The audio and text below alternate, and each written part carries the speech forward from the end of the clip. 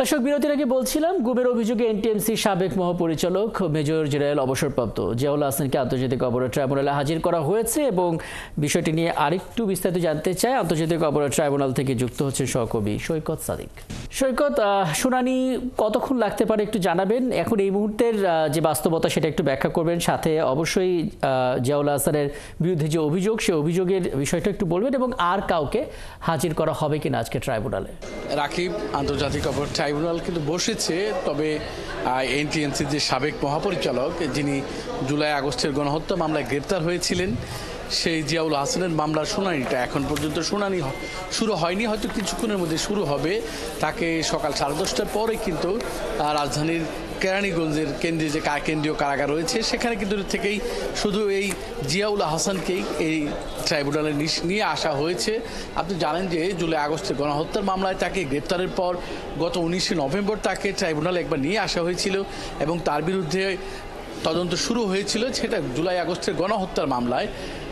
যদিও তিনি এই ট্রাইব্যুনালের এখতিয়ার বা ট্রাইব্যুনালের বিচার কাজ চ্যালেঞ্জ করেছিলেন, সেটাও রিট খারিজ হয়ে গেছে।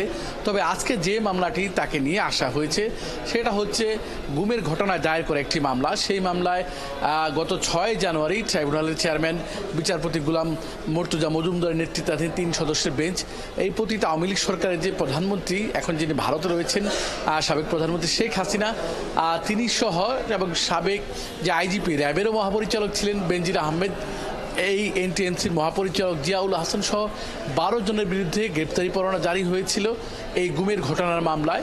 সেই মামলায় যেহেতু এনটিএমসির এই সাবেক মহাপরিচালক আগেই গ্রেপ্তার রয়েছেন জুলাই আগস্টের গণহত্যার মামলায়, এর জন্য তাকে আজকে এখানে হাজির করা হয়েছে।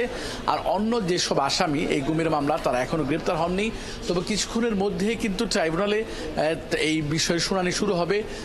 জিয়াউল হাসানের পক্ষের আইনজীবী নাজনীন নাহার তিনি এসেছেন, তিনি ওকালতনামা নিয়ে প্রবেশ করেছেন, প্রসিকিউশনরাও সদস্যরাও ট্রাইব্যুনালে গিয়েছেন এবং সব মিলিয়ে হয়তো কিছুক্ষণের মধ্যে যদি ট্রাইব্যুনালে বিচার কাজটা শুরু হয়। গুমের ঘটনার এটাই কিন্তু ট্রাইব্যুনালের প্রথম মামলা, এই মামলায় তিনি গ্রেপ্তার আছেন এবং এই বিষয় শুনানির পর বিচারক যে নির্দেশ দেবেন এবং শুনানিতে প্রসিকিউশনের পক্ষ থেকে যেসব আবেদন বা অভিযোগ তুলে হবে সেগুলো কিন্তু আমরা পরবর্তীতে সংবাদে আমরা তুলে ধরতে পারবো। তবে এখন পর্যন্ত যে মেসেজটা আছে, প্রায় 1.5 ঘন্টার বেশি সময় ধরে ট্রাইব্যুনালের যে হাজতখানা এখানে যে এজলাস কক্ষ রয়েছে সেখানেই জিয়াউল হাসানকে রাখা হয়েছে।